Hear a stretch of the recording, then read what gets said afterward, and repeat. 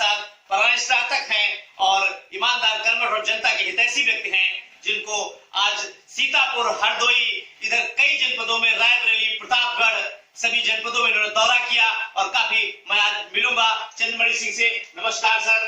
नमस्कार। मैं थोड़ा और आगे बढ़िए और बहुत बहुत नमस्कार सर आपको। बहुत बहुत धन्यवाद। आज मैं जानना चाहता हूँ, ये लखनऊ खंड स्नातक क्षेत्र जो चुनाव चल रहा है, इसमें काफी लोग लगे हुए हैं और यहाँ क्या पोजीशन इस समय चल रही है? आपका भी बड़ा लोग महत्व दे रहे हैं कि आप अच्छा काम करेंगे, तो क्या कहना चाहेंगे इस चुनाव? मैं इस संबंध में ये कहना चाहूंगा कि सबसे पहले तो हम आपको ये बता दें कि ये चुनाव जो है ये प्रबुद्ध वर्ग का चुनाव है और इसमें जो वोट देंगे वो कम से कम स्नातक हैं।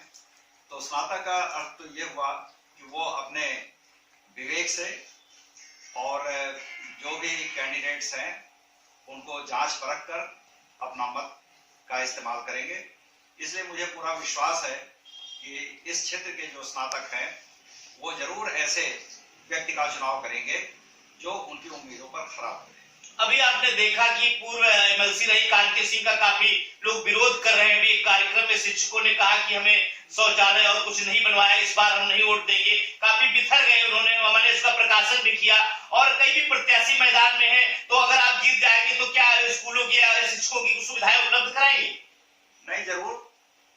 हम जहां तक कि कांति सिंह जी का सवाल है तो ये सवाल तो दरअसल उन्हीं से पूछा जाना चाहिए कि वो और उनके परिवार में कुल मिलाकर करीब 18 वर्ष तक एमएलसी का पद रहा है, तो उन्होंने क्या किया क्या नहीं किया, जनता तो स्वयं उनसे पूछेगी और जनता इसका स्वयं जवाब देगी।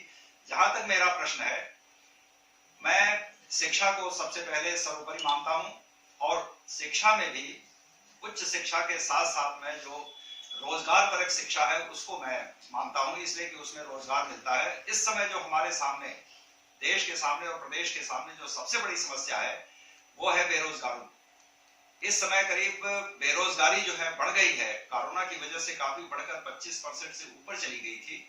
खैर, उसमें भारत सरकार और प्रदेश सरकार ने काफी उसको नीचे करने का प्रयास किया है और अभी ये 7% उसकी दर है बेरोजगारी की। तो मैं तो ये चाहूंगा कि हमारी ये उच्च प्राथमिकता होगी, सर्वोच्च प्राथमिकता होगी कि बेरोजगारों को रोजगार मिले और हुनरगारों को हुनर मिले और रोजगार मिले।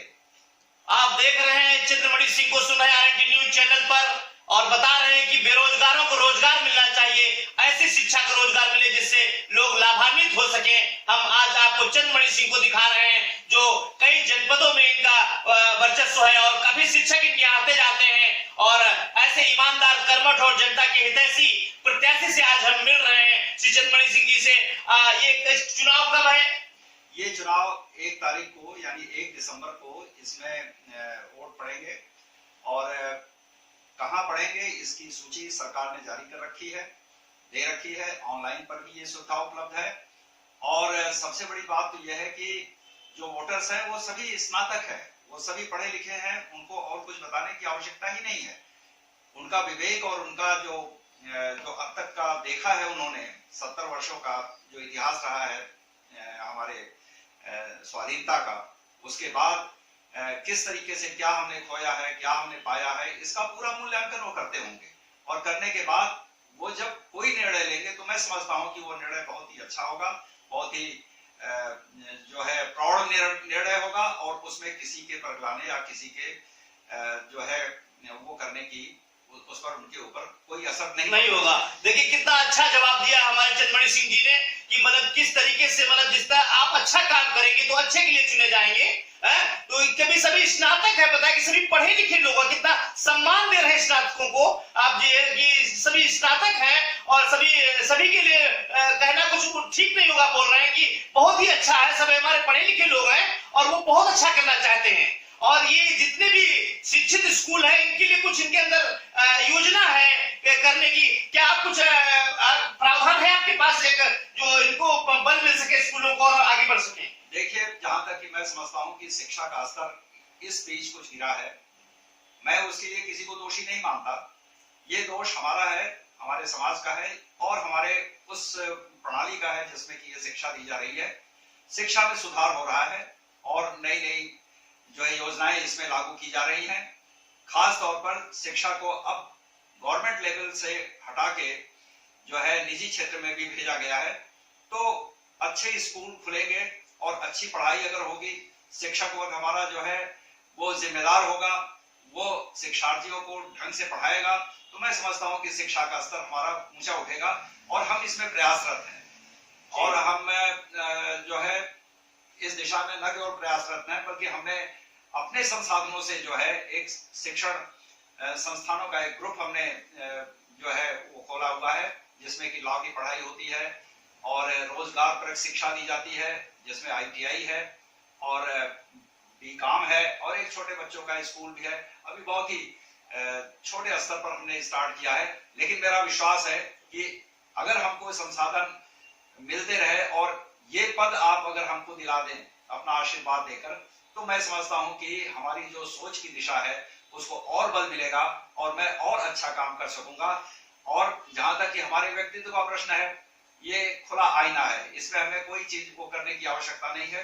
36 वर्षों तक हमने विभिन्न पदों पर रहते हुए, सरकार के पदों पर रहते हुए मैंने आपकी सेवा की है और मैं जानता हूं कि हमें क्या करना है और उसका वो करते हुए, उस अनुभव का इस्तेमाल करते हुए मैं आपकी जो भी समस्याएं हैं, मूलभूत समस्याएं हैं, उसको मैं दूर करने का प्रयास करूंगा और आपको रोजगार के अच्छे अवसर प्रदान करने सभी स्नातकों का और शिक्षकों का जो भी समस्या है उसको भी दूर करने का आप प्रयास करेंगे और रोजगार दिलाने का भी वादा कर रहे हैं। कई योजनाएं आपके जहन में चल रही हैं, कई योजनाओं पर काम भी कर रहे हैं और अगर वो MLC बनते हैं तो निश्चित तौर पर शिक्षकों का, स्नातकों का लाभ मिलेगा। आप लखनऊ समेत हरदोई, सीतापुर, रायबरेली, प्रतापगढ़ कई जगह दौरा किए हैं, आपको कैसा महसूस हो रहा है? मतदाता की तरफ रुझान बढ़ाए हुए हैं? मैं रोमांचित हूँ, इसलिए कि मतदाता हमारे ऊपर भरोसा कर रहे हैं और जिस तरीके से उनका हमें रिस्पांस मिल रहा है, उस रिस्पांस को देखते हुए मैं समझता हूं कि ये बड़ी अच्छी चीज होगी और मुझे पूरा विश्वास है कि मतदाता हमारे विचारों से सहमत हैं और हमको अवश्य मतदान करेंगे हमारे पक्ष। बहुत बहुत धन्यवाद। चंद्रमणि सिंह जी थे, आप सुन रहे थे RNT न्यूज चैनल पर। आप देख रहे हैं स्नातक से चुनाव लड़ रहे हैं और बहुत ही ईमानदार कर्मठ हैं, जनता के हितैषी व्यक्ति हैं, सूझबूझ से भरे हुए हैं, लोगों का विकास करने में सक्षम नजर आ रहे हैं। बहुत बहुत धन्यवाद आपका हमारे चैनल पर आने के लिए। बहुत बहुत थैंक यू। मैं आपका और आपके टीवी चैनल का बहुत बहुत धन्यवाद करता हूं और आप वाकई समाज की सेवा कर रहे हैं, ऐसा मेरा विश्वास है और मैं समझता हूं आगे भी करते रहेंगे। बहुत बहुत धन्यवाद। बहुत बहुत धन्यवाद।